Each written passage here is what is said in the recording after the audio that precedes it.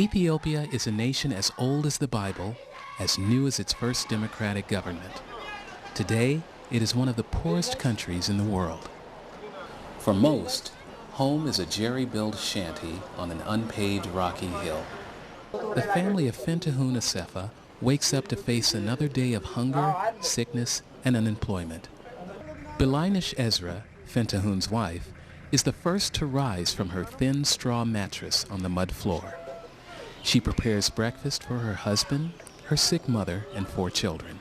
With care, for this is ritual as well as food, she grinds a handful of coffee beans and steeps them in water boiled over a tiny fire kindled on the floor of the hovel. When the coffee is ready, everyone will have a cup, and nothing else. There is nothing else. There is only a tiny handful of grain hanging in a sack on the mud wall, and this will be saved for the evening meal. Before the family drinks their coffee, they pause to say a blessing in Hebrew, for these people are Jews.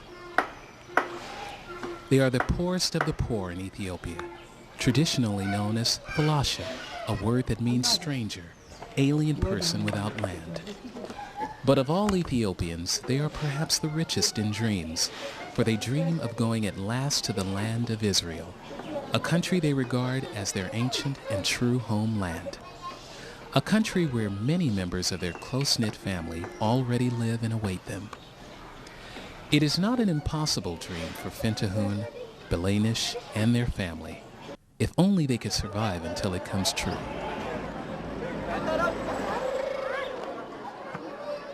The story of the Ethiopian Jews is a fascinating one.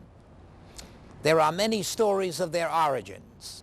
Ethiopian history tells the famous biblical meeting of King Solomon and Ethiopia's Queen of Sheba.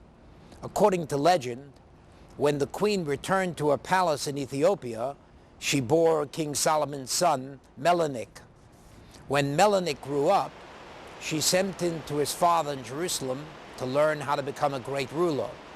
Eventually, Melanick returned to Ethiopia, accompanied by 1,000 Jews from each of the 12 tribes of Israel to bring the Jewish religion to his people.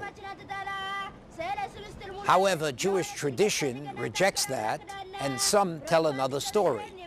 In the 8th century BCE, the time of the dispersion of the 10 lost tribes of Israel, the tribe of Dan crossed the Red Sea and settled in Ethiopia. There, they converted the pagan natives to Judaism, married with them, and had children from whom today's Ethiopian Jews descend. This story is the basis of Israel's acceptance of Ethiopian Jews as members of the Jewish people.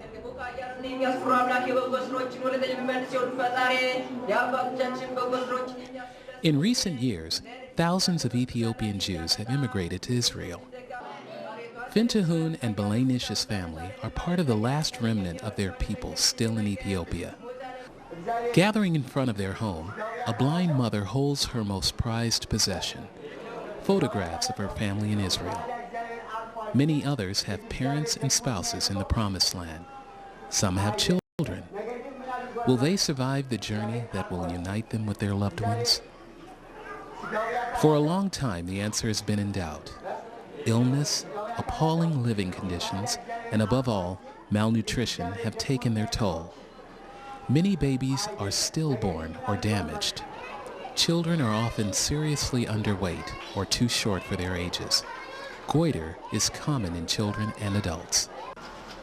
An American Jewish organization, the North American Conference on Ethiopian Jewry, known as Nacoej, are determined to save them. For older children attending school from kindergarten through junior high on the Nacoej compound, there is one meal a day, a hard-boiled egg, a carrot, a piece of fruit, cheese, a roll, beans, or potatoes.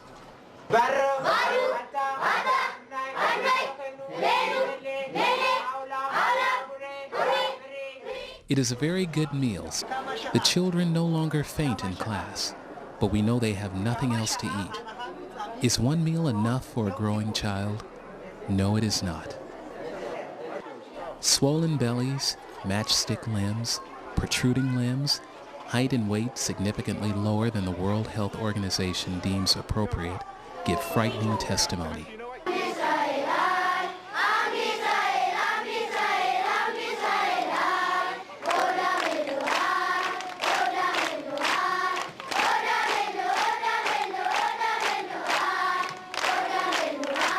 The children are proud of their religious education.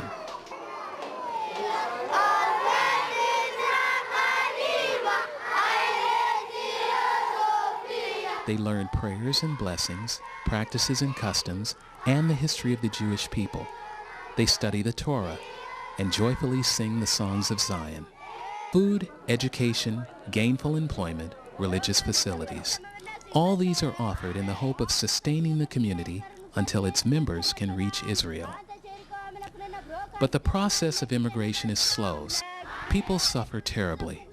We need much more help to bring health and hope and basic human dignity into these Jewish lives. In their crowded hovel, the family of Fentahun and Belanish gather around a tiny cook fire, which fills the airless room with smoke.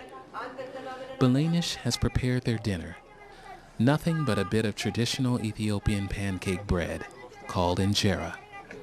The family prepares in their dark hovel to go to sleep on thin straw pads covering the rocky floor of the hut. They go to bed hungry. Tomorrow, unless more help comes, may be worse.